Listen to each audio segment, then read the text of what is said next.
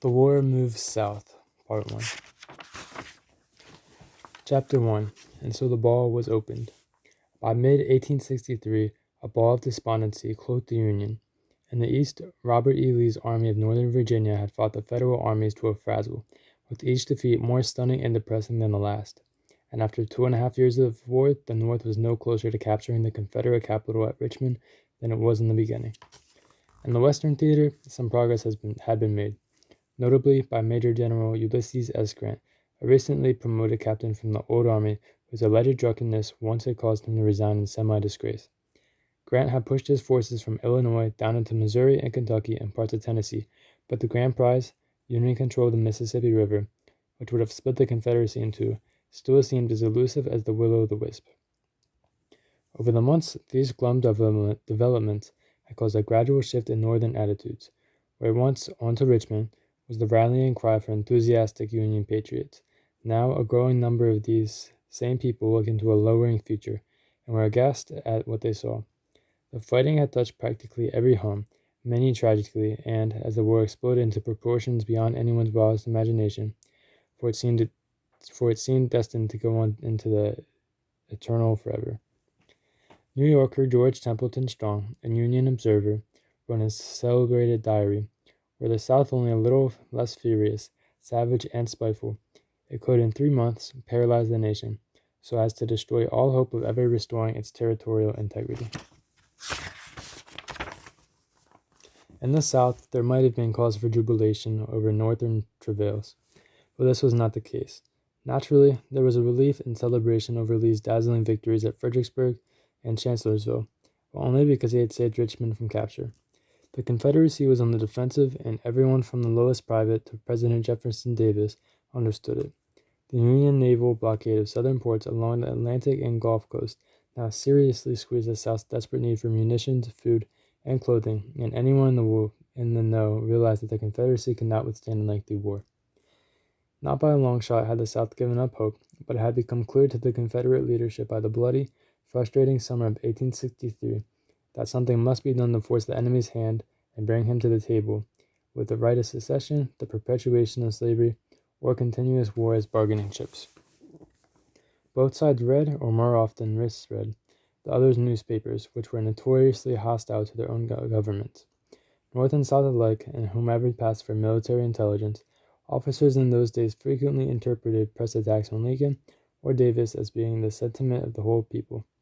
In fact, Lincoln was more determined than ever to pursue the war to its final conclusion, which by this point included his Emancipation Proclamation, freeing by executive fiat all slaves in the rebelling states, an edict considered by Southerners to be a final throwing down to the gauntlet. Jefferson Davis also had his agenda, which was to make the Yankee armies pay so dearly in blood and treasure that it would cause a political upheaval come presidential election in the North and following year that would lead to a permanent separation. So for the authorities in Washington, while the Eastern theater was becoming a war of attrition, in the West the issue boiled down, as it had from the beginning, to a strategy of controlling the Mississippi and cleaving the Confederacy in two.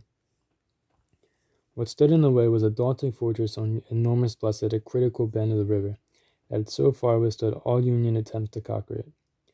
Vicksburg, deemed by the newspaper writers on both sides as the Gibraltar of the West. Until its capture was accomplished, Northern commerce up and down the river was at a standstill, and the Confederacy remained free to transport infinite amounts of grain, livestock, men, and munitions from its bountiful regions across the Mississippi to provision its armies in Virginia, Tennessee, and elsewhere.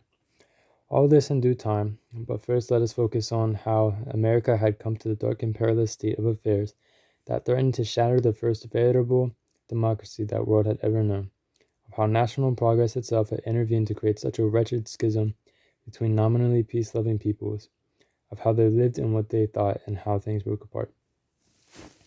Much had happened in the 250 years since the first colonist arrival on American shores.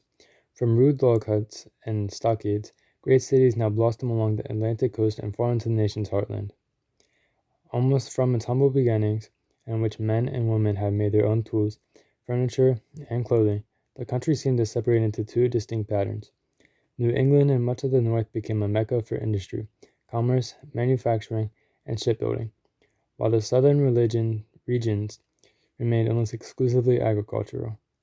By the time of the Revolution, the American population had reached 2.5 million. 3 decades later, by the War of 1812, it had grown out to some 8 million. And just 50 years later, as the Civil War broke out, it exploded to more than 30 million, including nearby 4 million slaves. Although slavery had existed in all of the states during the 18th century and earlier, by the turn of the 19th century, most slaves had been confined to the South, many of them cultivating tobacco, at the time the big cash crop, particularly in Virginia, Kentucky, Maryland, Delaware, the Carolinas, and Georgia. Little cotton was grown in the early years, except along the Georgia seacoast, where a unique strain known as long staple thrived without need of the labor-intensive manual combing of seeds and detritus that were present in the upland short staple cotton. But year after year, as the tobacco crops wore out the soil in the southern border states, fewer slaves were needed to farm the corn and grains that replaced it, and the peculiar institution, as it had come to be known in the South, seemed doomed to eventual extinction. Then, as the 19th century approached, Eli Whitney patented his cotton gin, the device that could pick seeds out of short staple cotton at a rate 55 times faster than a hand labor. This made cotton, which would only grow in warm climates, a spectacularly attractive cash crop, and one for which slaves were ideal in its cultivation. And before long, the bondsmen and the cotton began first a southward march and then westward into the territories of Alabama, Mississippi, and Tennessee. Over time, they jumped the Mississippi River into Louisiana, Arkansas, and Texas. Indians no longer posed much threat in these recently wild places because Andrew Jackson had banished many of them after the Creek War of 1813 and 14, and forced out the rest into what is now Oklahoma, when he became president in 1829. So on the cotton planters came, wearing out the land as they went, then moving on again because it was cheaper, easier, and faster to have slaves cut down virgin forest for plantation fields than it was to fertilize the soil or to rotate crops. Land was dirt cheap at 25 cents an acre or less, and within a year or two seas of white cotton bolls were waving under the torrid sun, stretching toward a western horizon filled with riches. Most of these planters came from Virginia, Georgia, and the Carolinas, bringing with them a dozen or more slaves, and as they prospered they brought more land and more slaves, and soon set up even larger and more palatial plantations homes that replaced the utilitarian houses that they had at first built. Behind them came home with one or two slaves, or none, who also hoped to cash in on the bonanza and then buy more slaves to expand their farms. From a total output of just a few thousand bales of cotton at the turn of the century by the 1820s, cotton had become the biggest agricultural crop in the nation, and by the eve of the Civil War, production had skyrocketed to 4.5 million bales, representing 2/3 of all American exports. At the same time, the South was becoming inextricably bound to Northern and industrialists who had begun building textile mills on the New England rivers for finishing the cotton. Northern banking interests financed much of the planters' overhead by taking mortgages on their crops, land, and slaves, while New England shipping merchants hauled the bales of cotton to mills in the north and to similar looms in England and France, which distributed the finished clothing to their far-flung empires. By this time, a well-established planter aristocracy had emerged in the South, with a few plantations employing thousands of slaves. Most shipped their cotton and other produce down interior rivers to ports along the Gulf of the Atlantic coast such as New Orleans, Mobile, Savannah, Charleston, and Wilmington. And these cities too became wealthy on the cotton trade, shipping back upriver food, implements, and European imports, including fancy carriages, expensive furniture, silver, china, and crystal, oriental carpets, and fine clothing. Principal among these rivers is the Mississippi, but practically the entire South was tied together economically in the cotton trade. Planters, merchants, and the multitudes that worked for them, as well as the slaves themselves. So many were needed: surveyors, lawyers, doctors, preachers, mechanics, cotton gin owners, factors, overseers, editors and printers, druggists, distillers, bar pilots, wagon haulers, and boatmen to haul the cotton down and the fine goods up, and later the railroad builders and operators, photographers, and architects for the fine plantations, all of them linked in one way or another to what had become known as King Cotton, Huge leaps in technology were made in the first half of the century in the North too, was prospering as both an industrial and an agricultural society. This was the cusp of the so-called Second Industrial Revolution, which Winston Churchill later described thusly: every morning when the world woke up, some new machinery had started running. Every night while the world had supper, it was running still. It ran on while all men slept. The invention of the steam engine gave rise to the steamboats that soon advanced from rudimentary vessels to floating palaces, especially on the Mississippi and its tributaries. Invention of the telegraph made communications almost instantaneous. In New England, armaments factories had evolved into vast enterprises, while its shipbuilding industry continued to flourish and its textile mills could now turn out ready-made clothing. As steam railroads began to span the nation, iron manufacturing foundries arose along the Great Lakes shores and in Pennsylvania, mainly around Pittsburgh. In tiny Delaware, the DuPonts had long established one of the world's largest munitions factories. In addition, the North abounded with leather-making concerns, turning out boots, shoes, saddles, and harnesses, as well as canneries, wagon works, manufacturers of vulcanized rubber, marine yards for constructing warships, and factories capable of producing everything from brass tracks and tools to railroad ties, cars, and engines. The South had practically none of these, but instead purchased what it needed from above the Mason-Dixon line or from abroad. As a harbinger of things to come, when the nation neared war, the South had but a single foundry capable of making cannon. A few far-seeing, influential Southerners realized the implications of this lack and tried to rectify it. They pointed out at meeting halls around the region that it was not only uneconomical, but downright foolhardy for Southerners to ship their own raw cotton to New England to be finished into clothes, they were then obliged to buy at northern prices, and that the same was true with other Yankee manufactured goods. But these men's visions of a diversified Southern economy with its own textile mills and manufacturing industry fell on deaf ears. A visitor to the American South in the 1830s described the relentless cycle of the typical planter's underutilization of his spare capital: to sell cotton, to buy Negroes, to make more cotton, to buy more Negroes, ad infinitum. What he was describing was the whole of the Southern mindset. At the same time, in the North, the expansive grain fields of Pennsylvania, Ohio, Indiana, Illinois, and Minnesota became known as the Wheat Belt and the nation's bread basket, brought to rich profusion by inventions such as John Deere's steel plow and McCormick's reapers, grain threshers, hay mowers, and binders. Unlike cotton, which was labor-intensive because of its long-growing season and the concomitant proliferation of weeds and the necessity of hand harvesting, these great mechanical combines often needed 20 mules to pull them, but they could do the work of many scores of slaves. Iowa was famous for its hogs, while Wisconsin and Michigan raised dairy cattle and their byproducts milk, butter, and cheese, plus vegetable produce crops. Cotton may have been king in the Deep South, just as tobacco was in Virginia and Kentucky, but you couldn't eat it, a fact that would eventually be impressed on the Southerners to their profound discomfort. One area in which science had not made appreciable inroads was medicine, which had not progressed much since the turn of the 18th century. By the 1850s, ether and chloroform had been discovered as general anesthetics, useful in childbirth, during surgery, and potentially on the battlefield. However, the accepted treatment for bones shattered by bullets or shrapnel was still amputation, to avoid the onset of gangrene, which was almost always fatal. Bleeding patients to cure disease was still practiced, but falling into disrepute. Various killer fevers, typhoid, scarlet, and yellow, still had no known cause or cure. Potentially deadly smallpox had been treated with a primitive vaccination since the late 1700s, but the remedy sometimes killed the patient. Terrifying diseases that have since been conquered or dramatically reduced, such as typhus, cholera, tuberculosis, diphtheria, dysentery, pneumonia, and tetanus, sent large numbers of men, women, and children to their graves.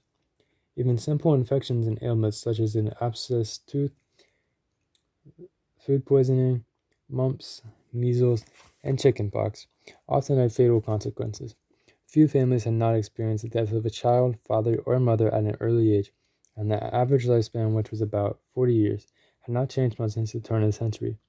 Complications from pregnancy and childbirth remained the leading cause of death for women of childbearing age. Despite their links in trade and common nationality, by the mid-1800s, relations had deteriorated steadily between the two sections of the nation. Slavery, with all of its political and moral ramifications, was paramount on the list of contentions, but it was intertwined with cultural and hard economic issues that in the 1830s caused a fateful rift during which the notion of secession first reared its head in the South. The first of these was the Tariff Act of 1828, which the Southerners soon came to be known as the Tariff of Abominations. In order to finance internal improvements, the building of canals and roads, the clearing of rivers, and so on, mostly in the North, as well as to protect Northern and Midwestern industrial interests, Congress, during the presidency of John Quincy Adams, a New Englander, enacted an import tax on European-made goods, more than 50% of their value. The enraged Southerners, outnumbered by Northerners 2-1 in the House of Representatives and 28-20 in the Senate, saw it as a Northern conspiracy since they had been able to buy the same type goods from abroad more cheaply than those made in the North. But under the tariff, they were suddenly obliged to pay nearly half again more for them. Not only that, but as they predicted, England and France retaliated by reducing the amount of cotton they were importing from the South, and Southerners feared this would bankrupt their economy. This did not happen, but clearly the tariff was grossly unfair to the South. Historian Robert Remini, biographer of both Quincy Adams and Andrew Jackson, characterized it as ghastly and lopsided. John C. Calhoun of South Carolina, then Vice President of the United States, haughtily announced that his constituents would nullify or not obey any law of the federal government that was not in his state's interest, thus precipitating a crisis solved only when President Jackson sent warships to Charleston Harbor to enforce the tariff. More ominously, Calhoun, who was one of the most highly regarded, though not necessarily beloved, politicians of his time, asserted in his argument that it was the right of any state that had originally agreed to become a part of the United States to secede from it if it wished. Some Southern historians have argued that this was the root cause of the Civil War. It wasn't, but it was the beginning of the division between the two sections of the country, and thus the cat, or at least the cat's paw, was out of the bag. The controversy left a bitter taste in the mouths of most Southerners, and the ill will remained over what was perceived in the South as an anti-Southern bias from both Northern members of Congress and Northerners in general. Many modern historians have dismissed the impact that the tariff had on the growing schism between North and South, but any careful reading of newspapers and correspondence of those days indicates plainly that here is where the feud began to fester over the years into hatred. It was further inflamed by the rapid rise of abolitionist groups, originally organized in New England and spreading outward from there, who condemned slavery as immoral and demanded freedom for all American slaves, with the proviso that they might be returned to Africa. The abolition movement had begun with only a handful of adherents prior to the American Revolution, but expanded in both numbers and power over the years so that by the 1820s all northern states had abolished slavery for both moral and economic reasons. By then, though, slaves had become a mainstay of the Southern economy. During the years leading to the Civil War, the abolitionists became increasingly militant, establishing the Underground Railroad to spirit slaves northward in contravention of the Fugitive Slave Act, while the authorities in Washington seemed to look the other way. Southerners, for their part, were made ever more anxious by the belligerent tone of abolitionist agitation, in light of the depredations against whites during slave rebellions in Haiti and Jamaica, and the killing of nearly 60 whites during the Nat Turner slave uprising in Virginia in 1831. The novel Uncle Tom's Cabin, 1852, by Harriet Beecher Stowe, incited northern passions by depicting the southern slave's life as a relentless nightmare of sorrow and cruelty, prompting angry Southerners to dismiss it practically en masse as an outrageously unfair portrayal. Then came the John Brown raid, in which the aging and unbalanced white abolitionist tried to organize a slave rebellion in the South by seizing the federal arsenal at Harper's Ferry, Virginia. The United States government tried Brown for treason in 1859 and hanged him, but the ever-growing anti-slavery forces were quick to elevate Brown's stature to martyrdom, infuriating people like the Mason-Dixon line, slaveholders and non-slaveholders alike. Likewise, abolitionists became enraged, and Southerners elated at a decision in 1857 by the U.S. Supreme Court in the infamous Dred Scott case, in which the court ruled that a slave was actually not a citizen, or even a person, and so far inferior that they have no rights which the right man is bound to respect. By then, every decent-sized city, north and south, had a half a dozen or more newspapers, and there were literally thousands of others in smaller towns, most of them vehemently political. Passions were further exacerbated by the recent invention of the telegraph, which permitted news, say a speech made in Congress, to be transmitted almost instantaneously to every newspaper in the country, where before it had taken weeks, if not months, for the word to come by regular postal mail. Charges were hurled back and forth between Democratic, Whig, and later Republican papers that over the years had become so incendiary that there was precious little middle ground.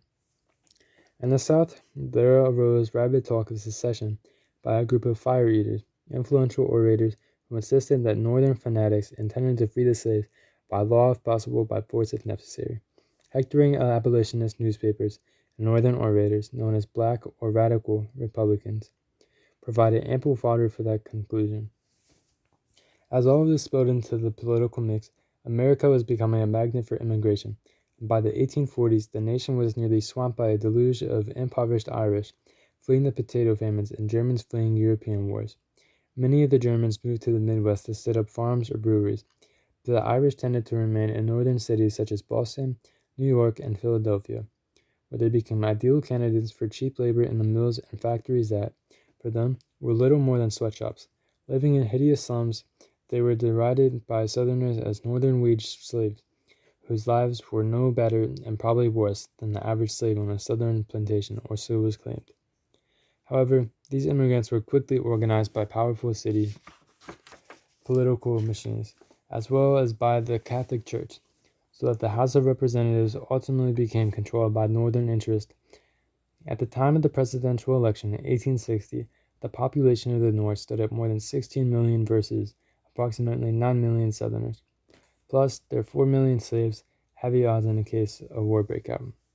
The U.S. Senate, however, was different from the House, for in the critical body 2 members were reserved for each state, and a delicate balance between North and South was attained and at least tactically observed, that is, until 1820, when the territory of Missouri applied for statehood. Anti-slavery forces in the North insisted that Missouri be a free state, while Southern legislators demanded that it be slave, owing to the large numbers of Southerners who had settled there with their charges. A compromise was ultimately worked out, putting Missouri as a slave state while prohibiting it in other Western territories, and there the issue rested for 3 decades before another crisis ensued when California asked to be admitted to the Union as free soil. In the years that followed, crisis seemed to pile upon crisis respecting the vast U.S. territories, especially those acquired after the Mexican War of 1846-48, that were becoming even more settled. Southerners feared losing their delicate balance in the Senate, while abolitionists envisioned, to their horror, a continuing spread of slavery. In Kansas, heated arguments turned to bloody massacres, filling newspaper headlines for months and arousing furies beyond anything that had gone before. In the halls of Congress, debate reached a point where it was barely civilized, if that, sometimes prompting duels and challenges to duels, and, in a case that shocked Northern sensibilities, the brutal canning in the Capitol chamber of an abolitionist senator by a Southern congressman. The 1850s drew to a close in near social convulsion, and established political parties began to break apart while new ones appeared in their wake, most notably of the Republican Party, which had emerged from a split between the old Whigs and the abolitionists. A rupture over the specter of disunion in the Democratic Party created the Northern and Southern Democrats, with each nominating their own slate, virtually ensuring a victory for the Republicans, whose candidate for president was a small-town lawyer from Illinois named Abraham Lincoln. Led by pugnacious South Carolina, a sentiment emerged in many parts of the South that Lincoln was a die-hard abolitionist, and that if he was elected, the Southern states should secede. This prompted one Southern woman to lament at the time, because of incompatibility of temper, "We've hated each other so." If we could only separate, a separation of l'agreeable, as the French say it, and not have a horrid fight for divorce. True to its words, when news of Lincoln's election arrived in November 1860, South Carolina promptly voted to secede, followed by 8 other Deep South states that were invested heavily in cotton. The Lincoln administration was able to quell secession movements in several border states, Maryland, Kentucky, Missouri, and what is now West Virginia. By a combination of politics and force, including suspension of the Bill of Rights, many in the North were distressed at the turn of events, especially where there were strong financial ties with the South. New York City, for instance, which had been once the slave capital of the world, had in essence become an enormous bank for the cotton industry, and its lawmakers promptly passed a resolution drawn up by the mayor and approved by the city council to make common cause with the South, to bar passage of federal government troops through the city, and, in effect, to secede from the Union. Upon the Confederate attack on Fort Sumter in April 1861, the resolution was rescinded.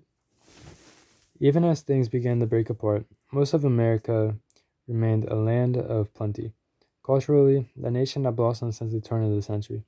In the North, Boston, New York, and Philadelphia remained centers of fashion and social life on the East Coast, but cities had also sprung up and went in what was then known as the Northwest, where Cincinnati, Chicago, and St. Louis were also becoming parts of wealth and society. In the South, the old coastal cities of New Orleans, Mobile, Savannah, Charleston, and Richmond now had to share their prominence with towns such as Memphis, Nashville, Natchez, and Vicksburg, barely trading posts a few decades past and now come into their own with the interlacing of all-weather roads, the steamboat, the railroad, and the telegraph. Americans who until recently had no established literature of their own could now read an abundance of influential books by their fellow countrymen, James Fenimore Cooper and Washington Irving, Hawthorne and Longfellow and Poe, Ralph Waldo Emerson and Walt Whitman. Likewise, in the world of art, Americans could now be proud of having more to offer than their justly famous portrait painters. The Hudson River School, typified by Thomas Cole, produced breathtaking romantic landscape vistas, while realists such as George Caleb Bingham and George Catlin specialized in graceful depictions of Native Americans and other scenes of the American West.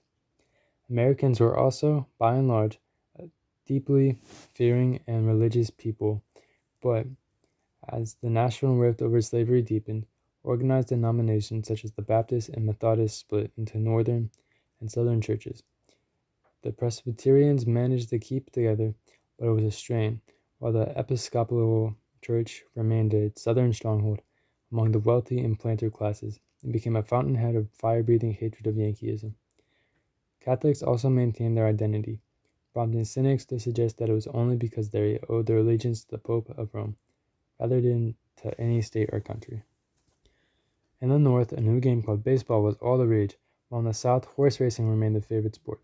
And those southern young bloods are able to enjoy a life of leisure, often indulged in such pursuits as fox hunting, gambling, drinking, trips abroad, or attending colleges in the North. When more than 2 years into the war, the Union General William Sherman was asked by his superior for a confidential assessment of the sorts and classes of men in his army was facing the Deep South. He gave a remarkable evaluation respecting the sons of planters, lawyers, and men all about town. They are, Sherman groused, good billiard players and sportsmen, men who never did work and never will. War suits them, and the rascals are brave, fine riders, bold to rashness, and dangerous subjects in every case. They are not a salve for land or anything. They hate Yankees per se, and don't bother their brains about the past, present, or future. As long as they have good horses, plenty of forage, and open country, they are happy. This is a larger class than most men suppose. They are the most dangerous set of men that this war has turned loose upon the world. They are splendid riders, first-rate shots, and utterly reckless. These men, Sherman added darkly, must all be killed or imprisoned by us before we can hope for peace. That was all in the future, and Sherman's words were not yet ringing in the ears of those young cavaliers, not their shots in his. For the time being, they were more or less content to defy and threaten the newly elected Lincoln government in Washington. Young women of the privileged classes were sent to boarding schools, or had private tutors to prepare them for careers as educated and well-rounded wives and mothers, and many were treated to the grand tour as a matter of course. Life on a plantation was in many ways like that in a self-contained village or town. There were blacksmiths and carpenters, horse handlers, tool grinders, farriers, canners for preserving vegetables, smokehouses for meat, seamstresses, mule drivers, and of course the field hands, all revolving around the big house, with its staff of uniformed cooks and servants. It wasn't all moonlight and magnolias in the south, but there was plenty enough of that, especially for the slaves, since it was all they had. The fuse had been lit during the long years before the ascendancy of Lincoln and the Republicans, but now the bomb was about to explode.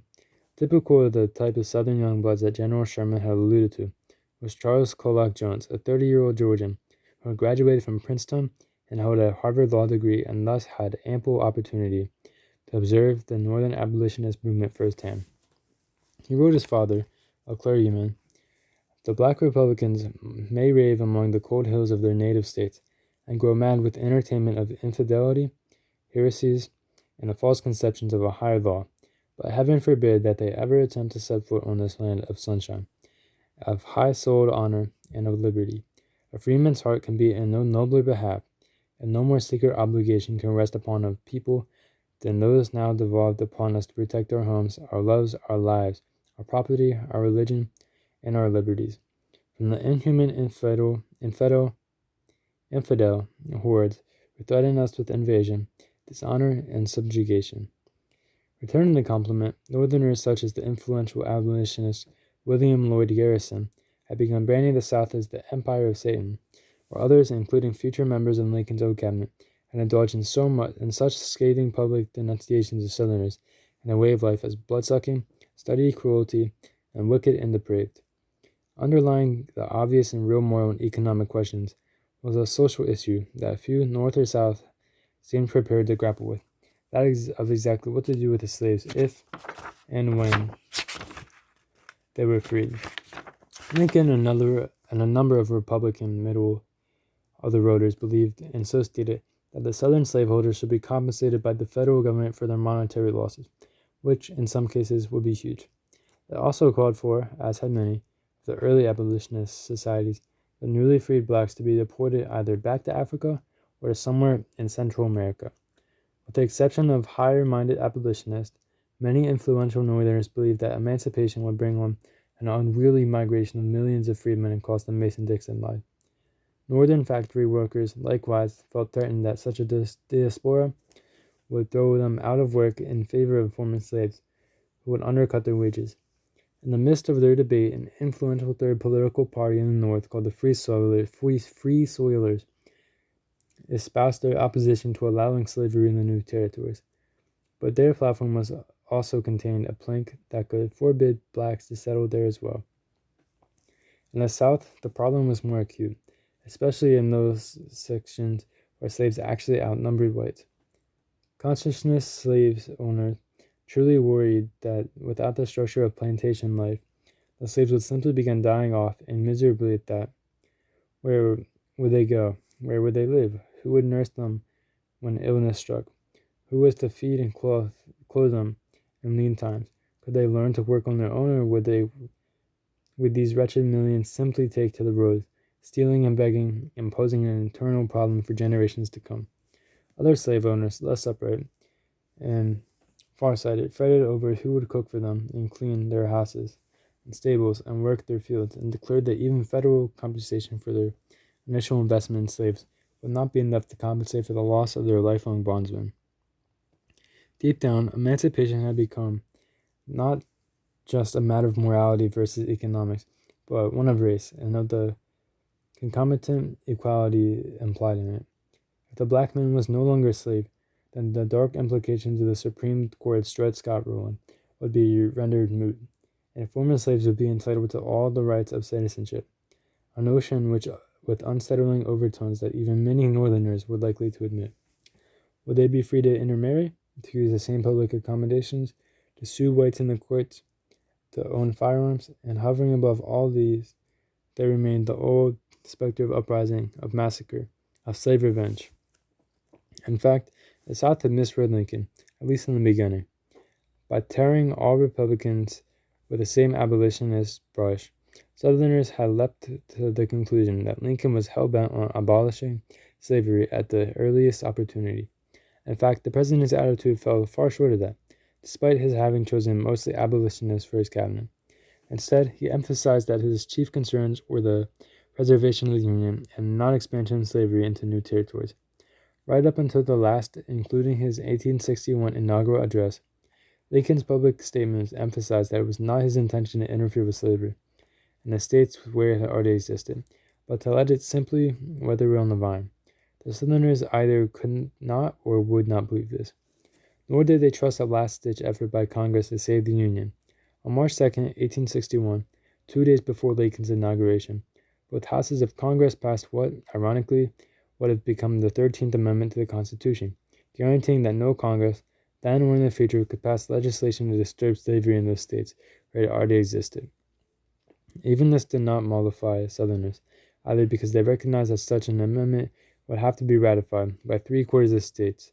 There were enough northern states to prevent its passage, or simply because, after all the vitriolic rhetoric of the past 2 decades, they were ready to leave the Union anyway.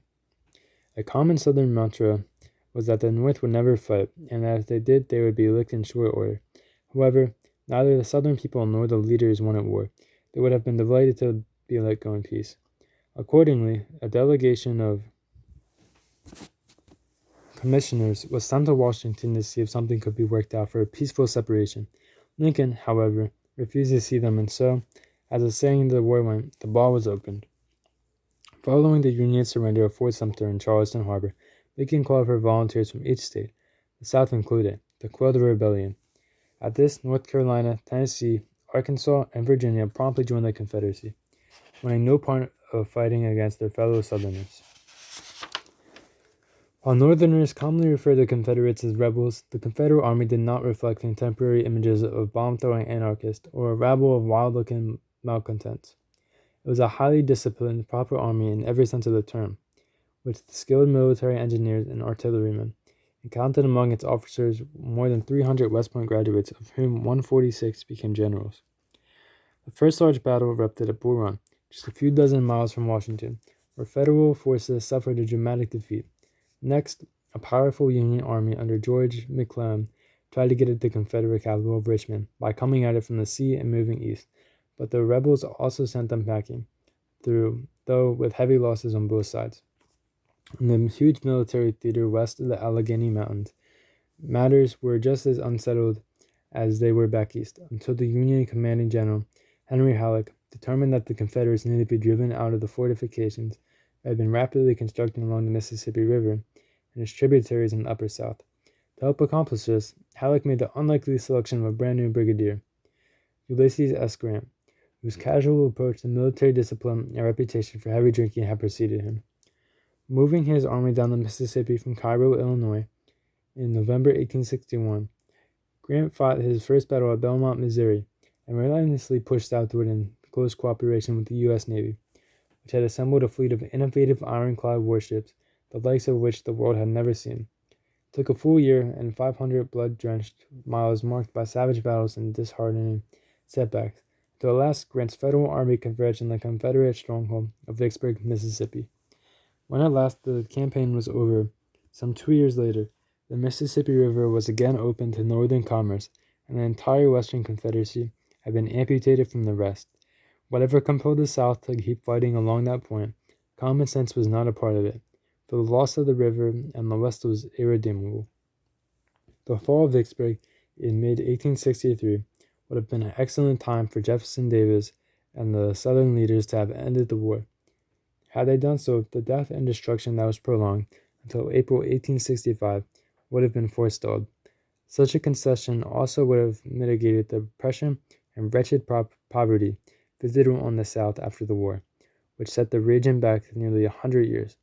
Mississippi, for example, in 1860, was near the top for per capita income of any state in the Union. By 1865, and ever since, it has ranked the lowest.